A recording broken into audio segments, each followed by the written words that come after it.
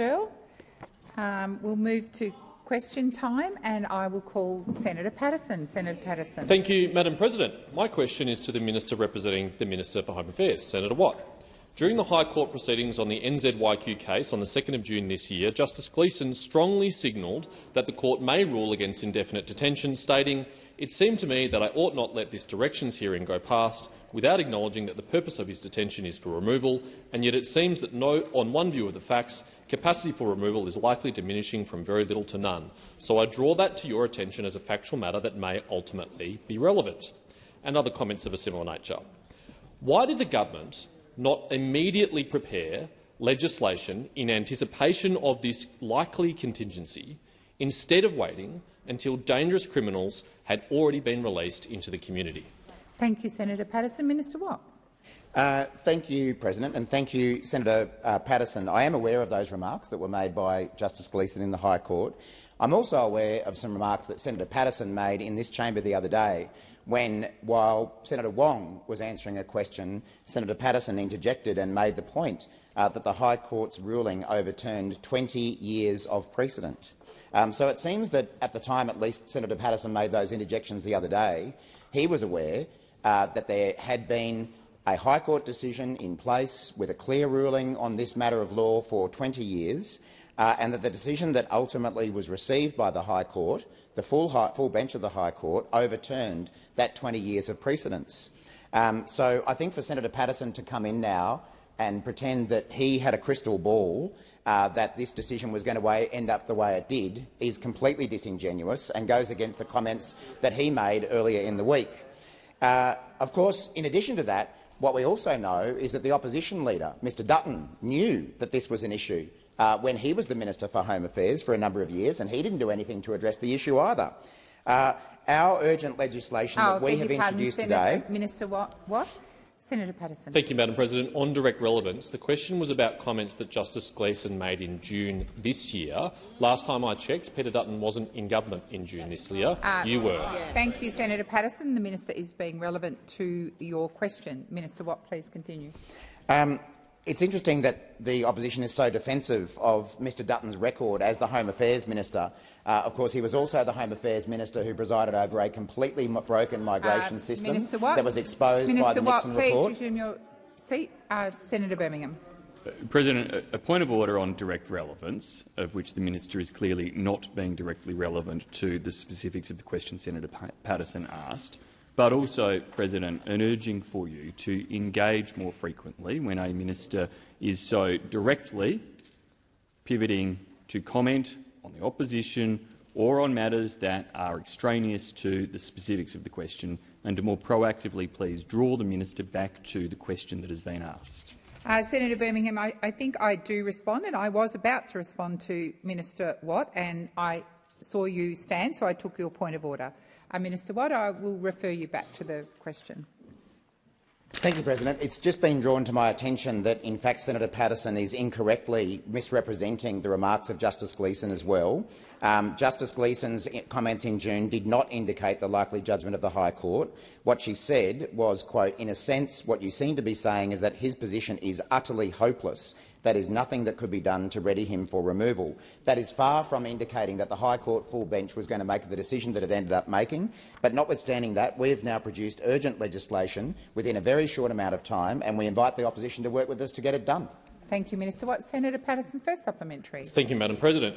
When did the government first become aware that penalties for breaches of visa conditions by this cohort would be unenforceable, given the ultimate consequence of a breach is detention, which was just ruled unconstitutional by the High Court? Minister Watt. Thank you, President, and thank you, Senator Patterson. What matters here is that the government is taking action to fix this problem. What matters here— well, I barely started answering the question. Thank you. Senator Patterson. Madam President, on direct relevance, the minister is right. He's barely started answering the question, but indicated in his first few words he's not even going to attempt to engage in the question, which is, when did the government first become aware? Thank you, Senator Patterson. The minister had just got to his feet. You have reminded him of the question. Minister Watt, please continue. Well, as I say, President, the government first became aware of the High Court's decision and the implications that flowed from it when the High Court delivered its decision. And as I say, and I've said before, they haven't delivered their reasons yet. But notwithstanding that, we have moved expeditiously to fix this issue. We've invited the opposition to help with this, but all they've continued to do all week is play politics with the issue. So what we've seen from Mr Dutton in usual form is to play politics, try to divide people, rather than actually work constructively with the government to try to find a solution. We know that is the way he operates. We know that is the way the coalition operates, rather than actually working constructively to deal with a High Court decision that overturned 20 years of precedent and that now needs to be fixed, and we're committed to fixing it. Senator Patterson, second supplementary. Thank you, Madam President. When did the government first direct the Office of Parliamentary Counsel to draft legislation to address the serious risks to community safety which follow from the High Court's ruling? Minister Watt. Thank you, President. Well, I've personally heard both Minister Giles and Minister O'Neill say this week that the legal implications of this decision were being considered before a decision came down. There were contingency plans being developed, and that's what led, for instance, to us imposing a number of conditions on the people that were released into the community extremely quickly, as soon as they were released into the community. Things like reporting to police, things like avoiding— Minister Watt, please resume your seat. Senator Patterson. Madam President, do I really need to make a point of order on direct relevance here? I asked about the Office of Parliamentary Counsel. The minister has not mentioned those words or when the advice was first given to them. Thank you, Senator Patterson. Minister Wong. The question goes to the drafting of legislation. The minister's first sentence went to the answers that have been given by the relevant ministers in the other place on that topic. So I submit his answer is clearly relevant. If the opposition doesn't want to hear about the other measures for community safety, I think that says something about their political motives. Thank you, Senator. Minister Wong. Senator Patterson, I believe the minister is being relevant. I will, however, listen to the remainder of his answer, and if he strays, I'll draw him back to the question. Minister Watt. As I say, President, the government has now introduced legislation to deal with this emerging issue. We have sought to work with the opposition to have that legislation passed, and Mr Dutton, Senator Patterson and every member of the coalition has a decision to make. Are they going to continue playing politics on this matter? I will draw you back to the question. Yep. Are they going to continue playing politics or work with us to make communities safer? Senator Grogan. Thank you, President. My question is to the Minister representing the Minister for Health, Senator Gallagher. The Albanese Labor government made a commitment to the Australian people that it would strengthen Medicare so that Australians can access medical care whenever they need it. Could the Minister please update the Senate on the delivery of this critical commitment and how it is supporting Australians at a time of increased cost of living pressures? Minister Gallagher. Thank you very much, President. I thank Senator Grogan for the question and for her focus on health care and Medicare, which is something that I know every Australian holds dear to their heart. We went to the election promising we would make it easier and cheaper to see a doctor, and we are delivering on that promise, with the biggest investment in bulk billing in the 40-year history of Medicare. It will make it easier for more than 11 million Australians to see a bulk billing doctor, because we know that after a decade of cuts and neglect to Medicare under the former government, bulk billing rates declined sharply.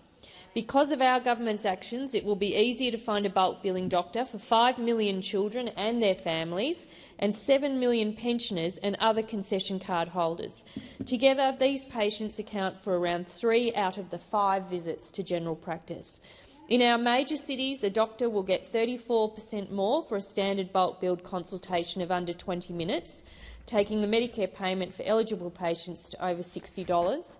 In regional and rural Australia, a doctor will get around 50% more for the same visit, taking the Medicare payment to between $70 and $80, just over $80, depending on location. Doctors themselves have called this a game-changer. We've heard from doctors across the country that this will allow them to bulk bill their patients.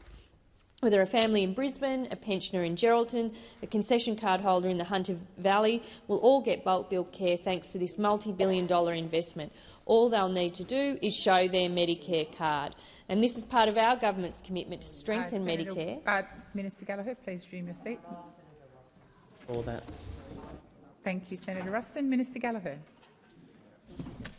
Thank you. This is all part of our government's commitment to strengthen Medicare and address the cost of living crunch. Senator Grogan's first supplementary. Thank you to the Minister for that response. It is a truly significant leap forward. I am also aware of the important role that urgent care clinics are playing in relieving demands on our hospital system. Could the Minister please provide an update on the rollout of the urgent care clinics? Thank you, Senator Grogan. Minister Gallagher. Thank you, President. And yes, I can. Thank you, Senator Grogan, because these urgent care clinics are already proving to be a massive success, taking pressure off emergency departments, open 7 days a week, extended hours. They're bulk billed, and all patients need is their Medicare card. A total of 38 are open out of 58. There's been more than 60,000 presentations to Medicare urgent care clinics. Across the country, this represents an estimated potential saving to public hospital EDs of over $15.8 million in patient episodes. Across the country, nearly a third of patients have been under 15 years of age. Nearly a third of visits have taken place on weekends, and on weekdays, more than 1 in 5 visits have taken place after 6 o'clock. Urgent care clinics are already in their early days serving local communities across Australia, and they're all going to be open by the end of this year. Thank you, Minister. Senator Grogan, second supplementary. Thank you, President. Can the Minister please further outline the impact recent changes to bulk billing are having on improving the access to healthcare for millions of Australians as part of the government's commitment to strengthening Medicare? Minister Gallagher. Thank you. It is interesting that Senator Ruston has a lot to say about Medicare now. It's a shame she didn't have as much to say about it when they were actually in government, and we are dealing with the consequences, Madam President, of their failure to invest in Medicare. A lot of opinions now, not so many opinions when in government, didn't do a thing other than drive primary health care into the crisis position that we inherited, that we are now turning around with the help of the GP workforce. The tripling of the bulk billing incentive, the biggest investment in bulk billing in the history of Medicare, is already making a difference. Dr Michael Clements, a GP from Magnetic Island, has said, "Thank you very much for tripling of the bulk billing incentive. It has made a difference, and we've actually returned from private billing children and pensioners to bulk billing them because it's a significant difference." Now, we understand those opposite hate Medicare. They hate bulk billing. They hate strengthening Medicare, but this is something this government takes seriously. Minister. Senator Dean Smith. Thank you very much, President. My question is to the Minister representing the Treasurer, Senator Gallagher. On Tuesday, in response to a question from Senator McGrath, you said that in many countries inflation peaked higher than it did in Australia. You went on to say, so it would make sense that our return to inflation to a target range will be later than in those other countries. Minister, why is inflation staying higher for longer in Australia than in countries where it hit an even higher peak? Thank you, Senator Smith. Minister Gallagher. Thank you. Well, the point I made earlier in the week is the correct point, that the inflation challenge arrived in this country later than it did in other similar economies around the world. Now, obviously, when your inflation challenge is going along the trajectory that we have seen in this country, it will take time to come down. And that's what we've seen in other countries as well, Senator Smith. That is what happens. And in many of those countries, it peaked higher than it peaked here, and it is tapering off now, as it is here in Australia. So that is that. Well, I'm sorry if you don't accept the data, but that is what the data shows. Now, what we have seen, and the responsibility the government has, is to deal with this inflation challenge that we inherited from the failure of your government to make the necessary investments particularly in the productive side of the economy, but also in areas like the energy transition and others, where you failed to address them. We are now addressing them, and we are ensuring that the decisions we take don't add to the inflation challenge in the economy. And that has been supported, as much as you don't like to admit it, by the Reserve Bank Governor, by the new Governor, by the Treasury Secretary, by the ABS in the data that they have provided in the monthly inflation figures, where we've seen that the decisions that this government took to put downward pressure on inflation, despite your opposition to it, have actually taken 0.5% off CPI. That is the result of the decisions that this government has taken. And we're doing that. We're repairing the budget and we're investing in the productive side of the economy, dealing with housing, skills and the energy transition all at the same time. Thank you, Minister. Senator Smith, first supplementary. Thank you very much. Speaking of governors of the Reserve Bank, the former governor of the Reserve Bank, Mr Lowe, told Senate estimates all the evidence is that if inflation stays too high for too long, expectations adjust and that ultimately leads to higher interest rates and more unemployment. Minister, with even the government admitting that inflation is now staying higher for longer in Australia, are you failing the former RBA governor's test, with Australians now having to endure higher interest rates and risking more unemployment? Senator Smith. Minister Gallagher.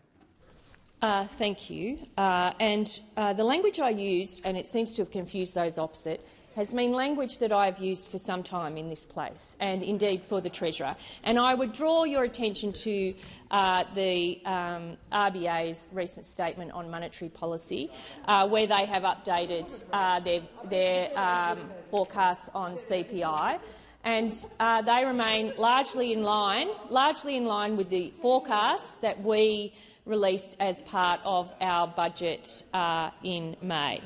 And I know it really kills those opposite, but we have words from the new Reserve Bank Governor saying that the decisions that we are taking are good and enough in terms of our fiscal strategy. Yes, I know you didn't like that at estimates, but that is what they said. We've got the Treasury Secretary's evidence.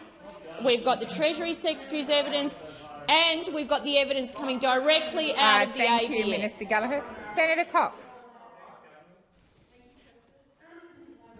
Question to the Minister representing the Minister for... I beg your pardon, Senator Cox. I'm way ahead of myself. Sorry, Senator Smith.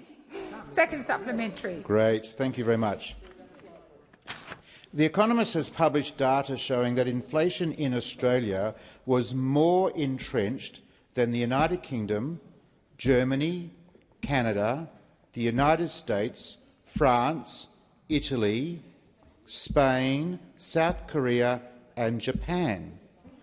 OEC data shows real household income has fallen faster in Australia over the last year of the Labor government than in any other advanced economy. Thank you, Senator Smith. The time for answering has expired. Minister Gallagher. No question. Well, the government has a plan. You just choose to ignore it. You just choose to ignore it and oppose it at the same time and then criticise us. So that's your plan, is ignore, oppose, criticise. Meanwhile, Smith, you've asked your question. Rolling out cost of living relief, getting the budget in much better shape and investing in energy, skills and housing. And indeed, you quote from The Economist. How about I quote from the IMF? The government has saved the bulk of the recent revenue windfalls, indicating a desire to maintain a fiscal stance supporting of reducing inflation and pursue prudent fiscal policies. So, did you see that? And you just put that in the outbox, didn't you? Better not use that. That's not useful. Senator Smith. So we've got a plan. We're rolling out the plan. The plan is working.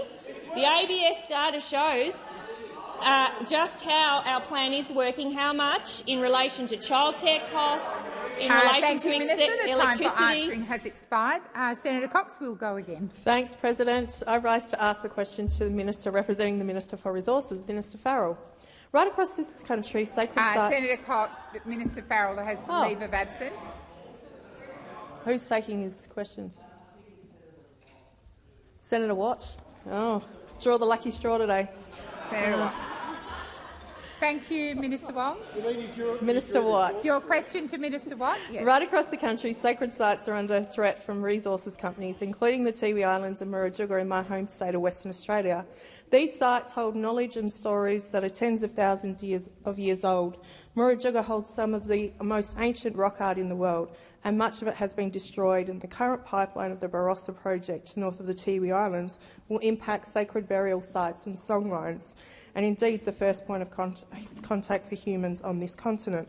My question, Minister, is what is your government doing to protect First Nations cultural heritage instead of trying to justify it for corporate profit? And what are you doing to protect our precious ecosystems and sacred places? Thank you, Senator Cox. Minister Watt. Thank you, President, and thank you, Senator Cox. I will do my best to represent Senator Farrell, who's representing Minister King. Obviously, this government takes the matters that you've raised, Senator Cox, very seriously, and we absolutely respect First Nations cultural heritage right across our country. And these are important matters that need to be considered in the context of any proposed resource development, whether it be in the Northern Territory or anywhere else. You would be familiar, Senator Cox, that the government does have a process underway around the amendments to and reconsideration of cultural heritage legislation. That matter actually is being led by Minister Plibersek, as I understand it. And I'm happy to provide you with some further information about where that process is up to, but the point remains that we do need to get to a place in Australia where important cultural heritage sites for our First Nations people are respected. Obviously, our government does also support resource developments going ahead and other projects that are job-creating and produce economic development, including for First Nations communities. But those projects need to proceed in a way that does respect First Nations cultural heritage. A lot of this debate has, of course, been prompted by the terrible scenes that we saw involving Juukan Gorge, which I think gave all Australians and resource companies some pause for thought about the interaction between those types of developments and projects and First Nations heritage. Happy to provide you with some further information on that as it comes to hand. Minister Wong. Thank you. Senator President, through you, I am advised that, as Senator Watt just indicated, this question probably ought to have been directed to me as the Minister representing the Minister for the Environment. If the Senator wishes to continue, otherwise, can I just indicate the opposition would give leave? The government would give leave. I had a lot of years. The government would give leave for the supplementary to come to me if it would be of any assistance. Senator Cox, first supplementary. Thank you, President, and thank you, Senator Wong. I will direct my questions to you. My first supplementary is the fact of the matter is that this government and successive governments have allowed and continue to allow for sacred sites to be destroyed for the sake of the resources industry. Will this government step in and ensure that the resources industry is not allowed to destroy sacred sites such as those on the Tiwi Islands and Murujuga, simply so they can line their pockets and destroy this climate? Thank you, Senator Watt. Minister Wong. Thank you, President. We have a legislative or regulatory framework in place that is intended to assure the protection of Indigenous cultural heritage. However, Senator, you are right to point to the ways that the examples of particular companies not acting in accordance with that regulatory framework, and the most egregious example of that is, of course, Juukan Gorge, where I know a Senate committee or parliamentary committee did make very clear representations about the importance of strengthening Commonwealth cultural heritage protection. So, following the destruction of Juukan Gorge, that was agreed. The Minister has outlined a consultation process for that. Thank you, Minister. The time for answering has expired. Senator Cox, second supplementary. Thank you, President. I want to acknowledge some of the Tiwi Island traditional owners that are in the gallery here today. Their traditional owners have been in court multiple times now fighting the Barossa gas field project in the Northern Territory. These determinations have largely shown how the legislative framework is not designed to account for First Nations cultural heritage, especially when it's underwater or intangible. How is your government, Senator, going to address this? Minister Wong. Well, can I welcome the community representatives and elders here today? Can I say that we are aware of court proceedings in relation to the Barossa project? You would understand, Senator, just as I understand why you're asking me the question, you would understand that as the matter remains before the courts, the government and in fact the Senate, as a general rule, will not be commenting on matters before the federal court. I would note that the federal government is not part of these proceedings. It's not party to these proceedings. Order. I'm sorry? Order. Well, there is a principle. Well, there's 2 points. Again, we're not a party to these proceedings. Secondly, well, I'm advised, and I will correct the record if I am wrong, but I'm advised that we are not the government of Australia, the Commonwealth of Australia is not a party to Senator these Wong. proceedings. The time for answering has expired. Senator Sheldon. My question is to the Minister representing the Minister for Infrastructure, Transport, Regional Development and Local Government, Senator Watt. I refer to the Albanese Labor government's commitment to reform the way Commonwealth funds infrastructure and undo a decade of bad decisions. What did the infrastructure review released by the Minister today find? Minister Watt. Thank you, President, and thank you, Senator Sheldon. I know Senator Sheldon, along with all senators on this side of the chamber, understand the importance of infrastructure to local communities, as well as knowing how important it is that Australians are able to trust the promises of their government. And as we all know, the previous government left the infrastructure investment pipeline in a complete mess, and the review Minister King released today makes that clear. And I'm not surprised that, of all people, Senator Mackenzie might have to say something about this. Of course, the master of the spreadsheet sitting over there with a green highlighter out there colouring up the National Party projects, every now and then a Liberal Party project, but mostly National Party projects. So I know today is an embarrassing day for Senator Mackenzie and all members of the National Party. Minister Watt, please resume your seat. Senator Birmingham. On a point of order, and indeed I think Senator Colbeck just nailed it, that he's not even being relevant to the question he was asked as a Dixer. But of course he is also seeking to impugn the senator and imply motives, and Senator Watt should withdraw. Senator Watt. They are a bit toey about colour-coded spreadsheets. As we all know, the previous government left the infrastructure investment pipeline. Senator Watt. Sorry, I just assumed I wouldn't have to repeat Senator Birmingham's request for you to withdraw, but my apologies, I should have. Are you?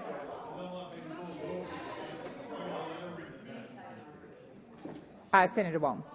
Thank you, President. I apologise to the chamber. I was not listening with all of my full attention, but I would be grateful if you could be clear, at least across the table, with what words you are asking him to withdraw. Well, Senator Wong, it is my habit to specifically request for personal reflections never to be repeated, and I really don't want to diverge from that. Senator Watt usually withdraws. I think it was close, but in the interests of a calm chamber, I would ask that the comments be withdrawn.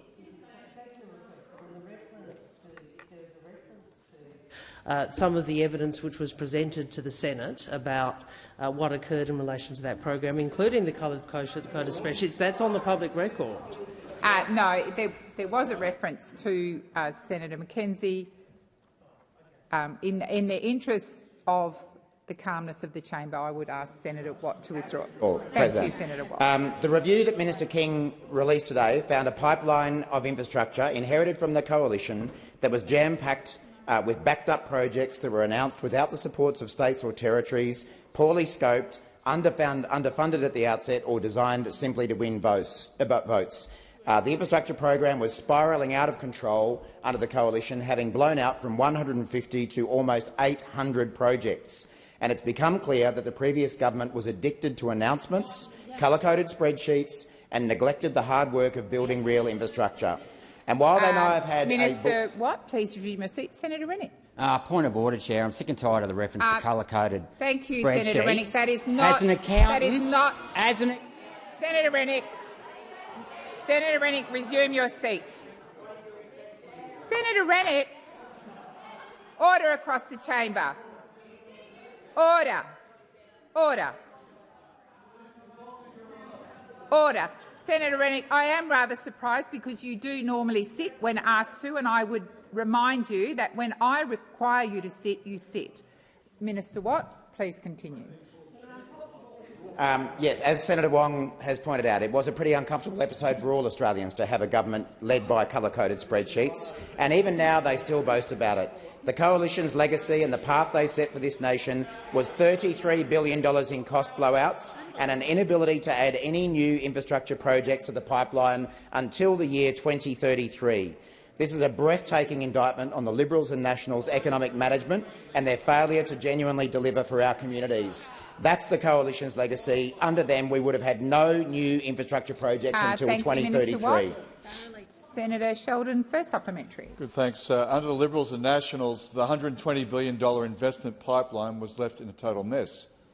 As you outlined, Minister, underfunding, poorly prepared, out of control, cost blowouts.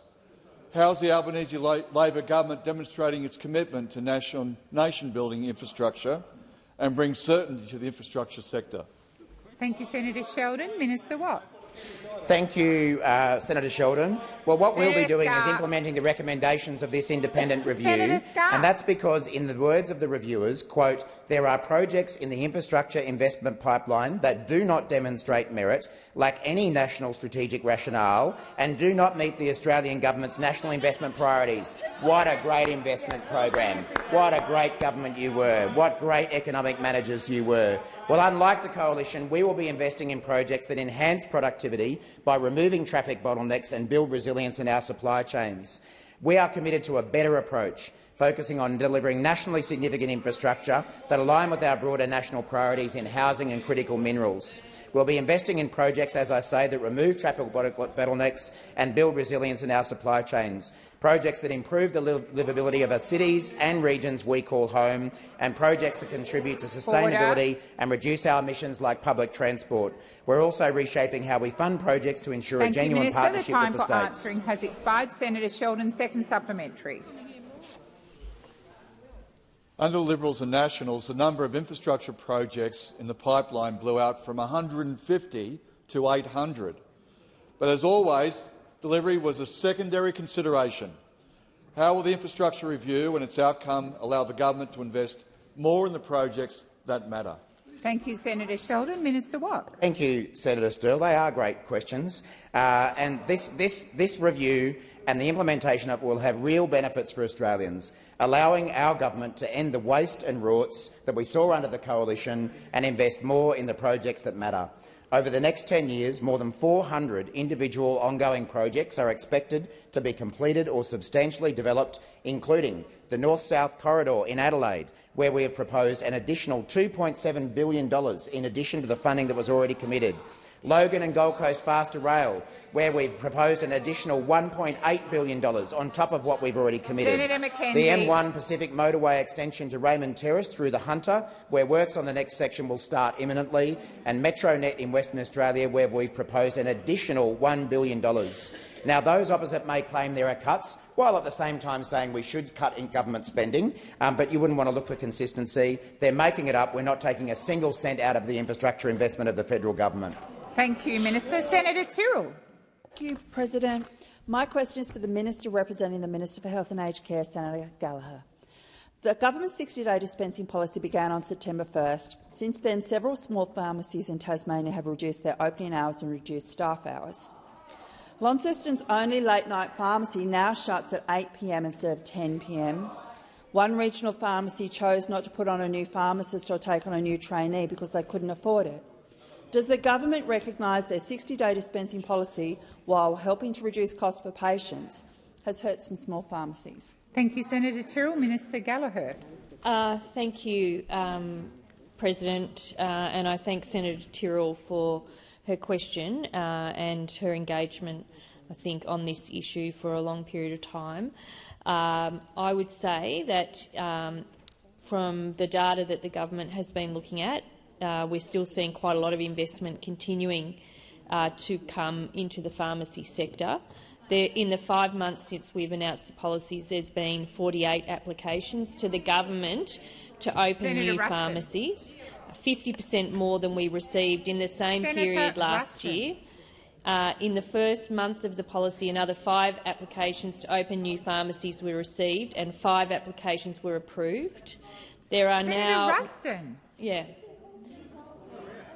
Minister, do you have a question? Do you have a question? Please, Minister Gallagher. Do you have a question? Minister Gallagher, I have Senator Wong on her feet. Senator Wong. Senator Ruston has been called 3 times and she's still interjecting now. As people are as you're talking, President, as you're talking, President, as you're talking, she is still interrupting. Thank you, Minister Wong. Senator Ruston, I called you. Senator Ruston, I called you 3 times. Senator Ruston, seriously, that is disrespectful. I called you 3 times. I would ask for silence across the chamber. Minister Gallagher, please continue. Thank you very much. Obviously, individual businesses will make decisions around their operating arrangements, and I'm happy, and I'm sure the Minister for Health would be happy to engage with you on the particular pharmacies you raised in Tasmania. We have sought to address some of the concerns that were raised around regional pharmacies in particular, and the decision we took will provide around $400,000 to pharmacies from our largest rural towns to our most remote communities to provide more services to more Australians in the way that they would operate now. And we are also continuing to work with the pharmacy sector about other opportunities there are to increase the services that they provide, including through negotiations for the next replacement agreement. But I am happy to see if there's anything further I can provide the senator in relation to the Tasmanian-specific elements of her question. Thank you, Minister. Senator Tyrrell, first supplementary. Thank you, President and Senator. Many pharmacies in remote areas aren't eligible for the regional pharmacy transition payments this year because they don't dispense enough scripts. This doesn't make a lot of sense. You're not going to dispense 45,000 scripts a year in a town with a population of 900. Will the government admit that announcements like the transition payments were more about political spin and don't do enough to help regional pharmacies? Thank you, Senator Tyrrell. Minister Gallagher. Well, the answer to that question is no, not at all. And the decision we took was to support pharmacies, particularly those in regional and rural areas, with this change, but at the same time accept that this is a genuine cost of living measure for Australian households, particularly those that rely on medication, regular medication, to save them from paying unnecessary costs associated with managing their illness. And I know that there will be many people. 200,000 scripts have been issued for 60 days in the first month of operation. So there are many individuals who will have benefited from that arrangement in terms of the money that they have to provide. But it was also always cost of living relief for individuals and households, but it was always, as it was no save to the budget, the extra investment went into addressing some of the concerns that pharmacy had raised. Thank you, Minister. The time for answering has expired. Senator Tyrrell's second supplementary. Thank you, President. The Health Minister says between the maintenance allowance and the transition allowance, the average reduction in dispensing revenue will be offset this financial year. But for one pharmacy in Tasmania, this will barely cover a third of the loss from 60-day dispensing. What do you have to say to that pharmacy, her name's Judy, by the way, who are doing everything they can stay to afloat but feel completely let down by their government? Thank you, Senator Tyrrell. Minister Gallagher. Thank you. Well, I would say to that pharmacist that the government is wanting to work with pharmacies to ensure and look at extra services that can be provided in terms of the work that they do, and we are talking to the Pharmacy Guild and others through that, through the Community Pharmacy Agreement, that we want to support the work of pharmacies, but we don't believe that that should come at the cost or the hip pocket of Australians who are struggling to afford to pay Senator their Ruston. medicines. That is the point of the reform. And Senator Ruston, who continues to ignore your direction, President, wants to have it both ways, wants to pretend that they support the cost of living measure and then beat the government up on every other aspect. Senator it's so, Ruston. as usual, hypocritical. Minister Gallagher, please resume your seat. Minister Wong. I again raise that Senator Ruston, despite being called by you on numerous occasions, has not stopped interjecting. Now, there are provisions in the standing orders to deal with a persistent and willful obstruction of the business of the Senate. I ask her through you. We aren't, and she's still doing it. And she's still doing it. We understand interjections are a part of this place, and again, unable to stop. No, she's talking to me, actually. Order. Order. I would ask you to remind her of the standing order. She is a senior member of the opposition. No, I'm not the president. I'm addressing the president. I'm addressing the president. Senator Henderson. Thank you. Okay. So, senators, during question time, I am reluctant to sit either the person asking the question or the minister down while I restore order. That is why I often name senators. I would expect, if I name a senator, that you stop the interjections. Senator Ruston, I have called you at least 5 times, and I called you twice just then. I would ask that you stop the interjections, and the minister is to be heard in silence. Minister Gallagher. Thank you. And I've undertaken on the specific Tasmanian parts of the question to come back to the senator directly. Thank you, Minister. Senator McKenzie. Thank you very much. My question is to the Minister representing the Minister for Infrastructure, Transport and Regional Development, Senator Watt. After 200 days of the Albanese government's so-called short, sharp 90-day review, Labor has taken the axe to 50 major infrastructure projects and thrown another 252 projects into uncertainty. Major projects cancelled by Labor include the M7 to M12 interchange in New South Wales, the Frankston to Baxter rail upgrade in Victoria and the Mooloolah River interchange in Queensland, as well as projects to remove heavy vehicles from the main streets of Hahndorf and Pinjarra.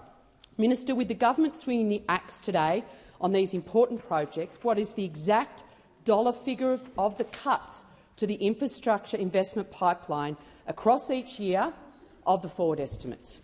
Thank you, Senator McKenzie. Minister Watt. Thank you, President. I could give a very short answer, and the answer would be zero, because the government has maintained every single dollar of the $120 billion that was contained in the infrastructure investment program that we inherited from the coalition. Yeah. Of course, the problem is that that infrastructure program, developed by Senator McKenzie and her colleagues with their colour-coded spreadsheets, had blown out by $33 billion. An infrastructure program that had blown out from 150 projects to over 800. Completely unable to be delivered. No funding, Senator McKenzie. No skilled labour, in some cases no business plans, and certainly no hope whatsoever of being delivered. And it's been very interesting this week hearing the sort of different messages coming out of the Liberals and the Nationals, because most of the time we hear from the Liberals that we need to cut funding to bring inflation under control. But on the other hand, we have the Nationals and some Liberals saying, oh, no, spend more money on infrastructure. I noticed this morning, for instance, Senator Bragg, who we know is auditioning for the role of Shadow Assistant Treasurer, along with half the other backbench.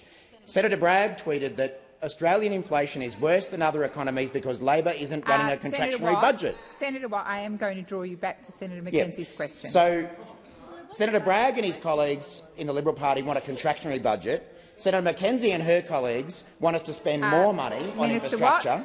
Minister Watt, please resume your seat. Senator McKenzie. Direct relevance. You also instructed the minister back to the forward estimates profiling, and I would appreciate him. Senator McKenzie, to be fair, I directed the minister to the whole of your question, and I will remind him once again. Senator Palliser. I was simply going to make the point on the point of order to observe that Senator McKenzie's question did go to budget matters. Senator McKenzie, as you would have heard, I completely addressed Senator McKenzie's point of order. Minister Watt, I will draw you back to the question. Thank you. So, as I say, President, the government is preserving every single dollar of the $120 billion infrastructure program that we inherited. And what we're actually doing in the process is delivering more money for a number of states to deliver more infrastructure. My home state of Queensland, for example, we are providing more than $2 billion extra funding for infrastructure projects compared to what was already provided for. And that will allow us to deliver a number of projects that didn't have the funding that the coalition pretended to provide. Thank you, Minister.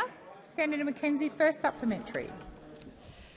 Labor has been dragged kicking and screaming to reveal the full list of projects to be axed, but they are still failing to hand over the list of delayed projects, leaving local councils, communities, contractors and construction workers in the dark on whether their projects will go ahead. When will you reveal the details of what your cuts mean to project timeframes, or will these, like the 50 projects that got the axe, mean more broken promises? Because you didn't answer the forward estimates question. The time for asking has expired. Minister Watt. Thank you, President. Well, Senator McKenzie, I'm not sure what you were doing at around 10 o'clock this morning, but at 10 o'clock this morning, Catherine King, the Infrastructure Minister, delivered a press conference where she actually went through this entire issue in detail, the projects that are proceeding, the projects that are being delayed, the projects that have no hope whatsoever of being delivered.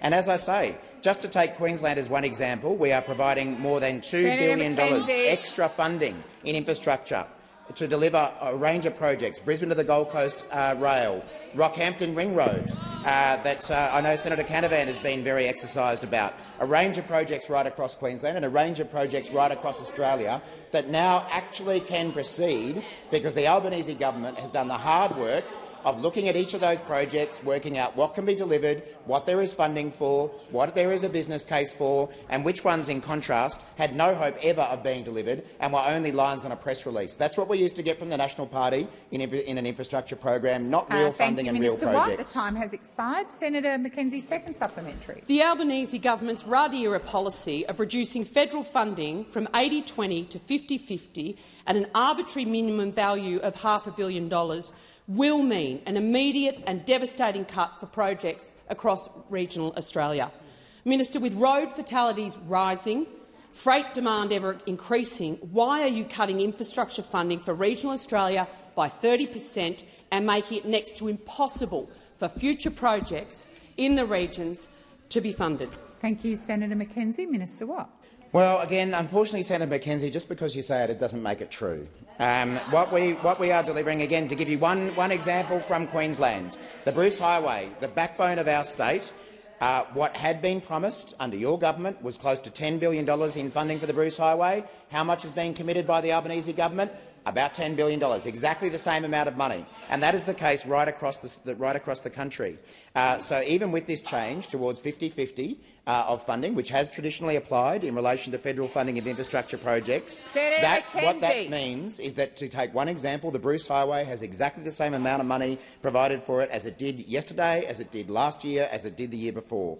And that is replicated across so many other states. So the Albanese government is delivering infrastructure funding. Minister Watt, please resume your seat. Senator McKenzie, I called you and you continued to interject. You are being disrespectful. I'm asking for silence as the minister responds to your question. Minister Watt, please continue. So again, just to take Queensland as an example, I know that there are projects proceeding under our plans for Cairns, for Cape York, for Normanton, for Burketown, for Townsville, for Rockhampton. They are regional Queensland and they are getting the funding they need. The time has expired. Senator Scarr, I have also called you a number of times today and your constant interjections are also disorderly, and I'd ask you to stop. Senator Babet. Thank you, President. My question is for the Minister for Agriculture, Fisheries and Forestry, Minister Watts. Minister, we've seen the unscientific decisions made by the Western Australian and Victorian state governments to shut down native forestry in their states.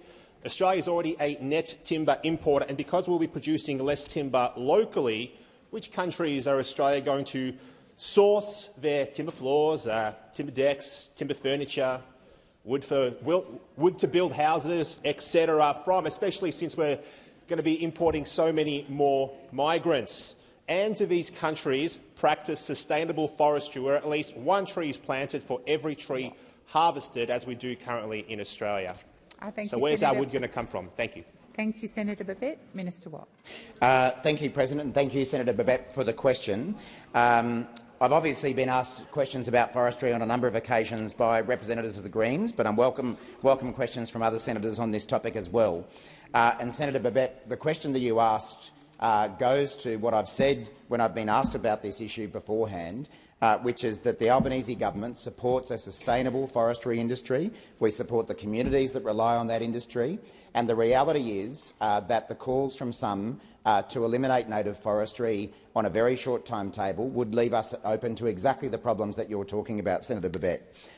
We are at a point in Australia where around about 87% of our timber and wood needs are met by plantation timber, and that number does seem to be growing. So there are more and more uses for plantation timber.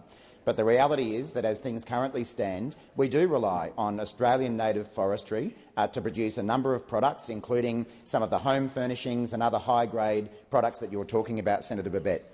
And if we were to follow the calls of some to eliminate that industry very, very quickly, then that would leave us open to the need for imports from other countries which do have, in general, lower environmental standards to Australia. So what we want to do as the federal government is work with the states, work with the territories, work with the industries, work with the community to ensure that we can meet our forestry and timber needs. And that's exactly why, heading into the election, we made around $300 million of commitments to expand the forestry industry, to modernise it, to improve its efficiency, to improve the skill base of its workers, to actually plant more plantations. That's what we want to do, to develop that sustainable forestry industry that all Australians rely on, not to mention the regional communities in particular that depend upon it for their livelihoods and their local economies. Thank you, Minister Watt. Senator Babet, first supplementary. Thank you, Minister. So the native forest workforce, they're obviously skilled forest firefighters, and they assist our firemen and women in fighting bushfires. Now, in the 2019-2020 fires, 284 forest contractors used 190 harvesting machines to save rural properties and save lives. Since we're shutting down the native industry in Victoria, the timber harvesting industry, what work, if any, is being done by you to help next fire season? Thank you, Senator Babet. Minister Watt. Thanks, Senator Babet. And your question goes to one of the other reasons that we need to have a sustainable forestry industry, and that is the role that our foresters play in ensuring that forests are maintained in a way that reduces bushfire risk. And that's, of course, a very real risk as we enter this summer in many parts of the country.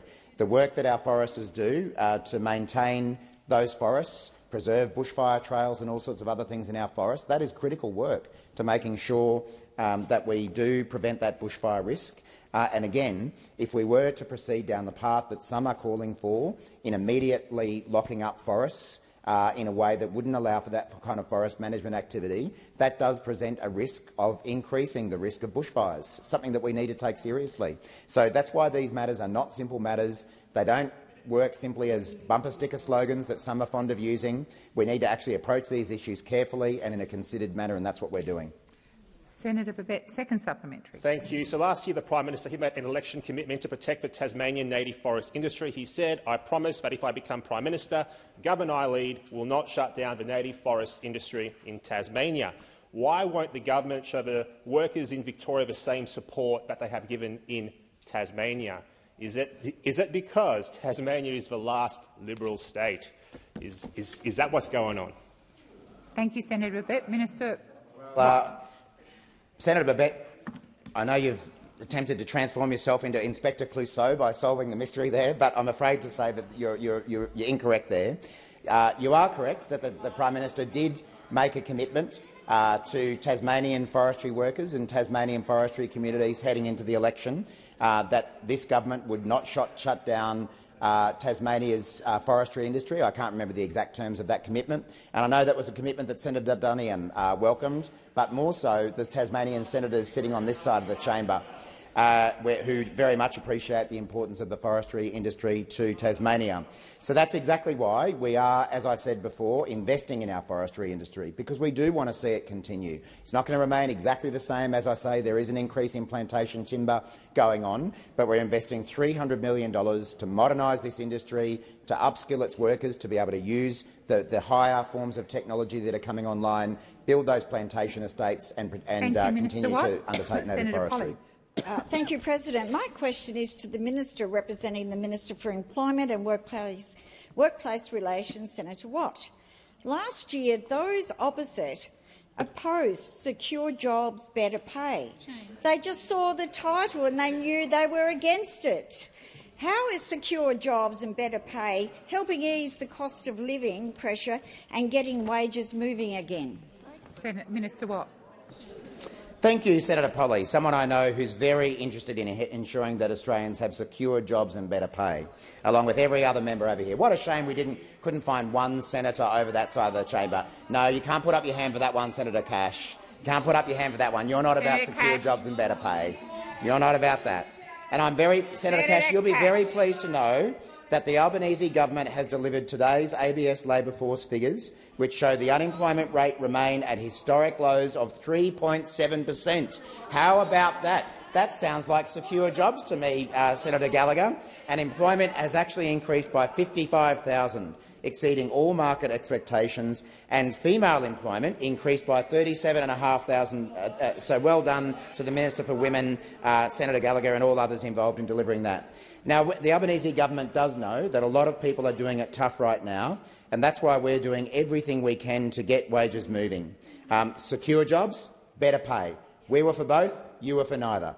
That's why we supported an increase to the minimum wage, not once but twice. It's why we supported decent pay for aged care workers. And who can forget Senator Colbeck and others muddling their way through about why they couldn't support a pay rise for aged care workers? We remember that. We remember, and you know who else remembers it? The aged care workers. They remember the coalition not supporting a pay rise for some of the hardest working people in our community. And it's also why we passed our Secure Jobs, Better Pay legislation, that bit of legislation that was doomed from the coalition's point of view whenever we came up with that name for the bill. Secure jobs, better pay. Two things the coalition is absolutely allergic to. Now, we know that our legislation is getting wages moving again and improving conditions. We do know that Australians are doing it tough. We know we're going to have to keep working hard on this, but by passing that legislation, we're getting wages moving again and creating more jobs, which is exactly what we said we would do. Thank you, Minister Watt. Senator Polley, first supplementary. President, despite wages increasing, not everyone is seeing wage growth flow through to them. Some employers are using loopholes to undercut workers' pay and conditions. No surprises there. Why do we want to close loopholes that allow people to be underpaid, and how is the Albanese Labor government acting to close these loopholes?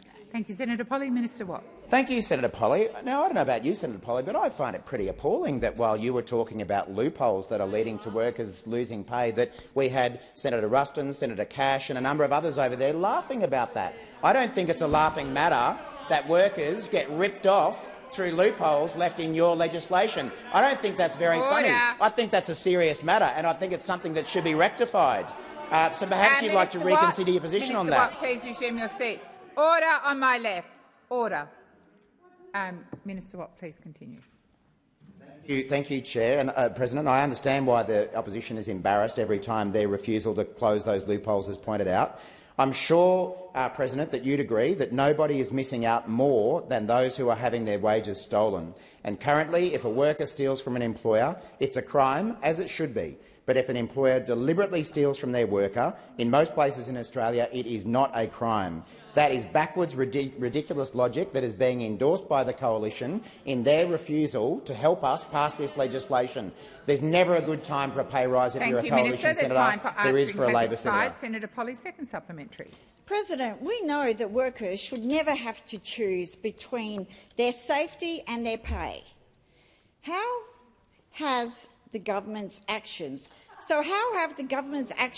closed the loopholes, been informed by the lessons of the past? Because Workers know in this country they can rely on us. Those on that side, there's no surprises how they act when they're in government.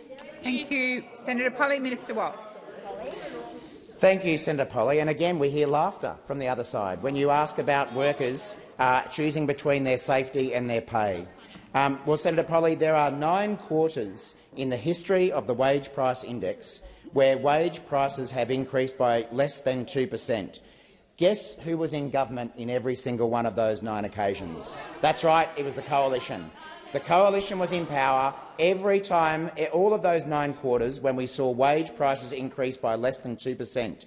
And I guess that's because they were, for once, telling the truth when they admitted that low wages was a deliberate design feature of their economic strategy. They delivered. Congratulations, you delivered the low wages that you said that you were dedicated towards. 9 quarters. We know that those opposite don't stand up for workers. We know that low wage growth is a deliberate design feature of their economic architecture. And we know that the previous Liberal and National government did nothing to stop the wage theft epidemic, despite dozens of underpayment scandals on their watch. Minister Wong. I ask that further questions be placed on notice.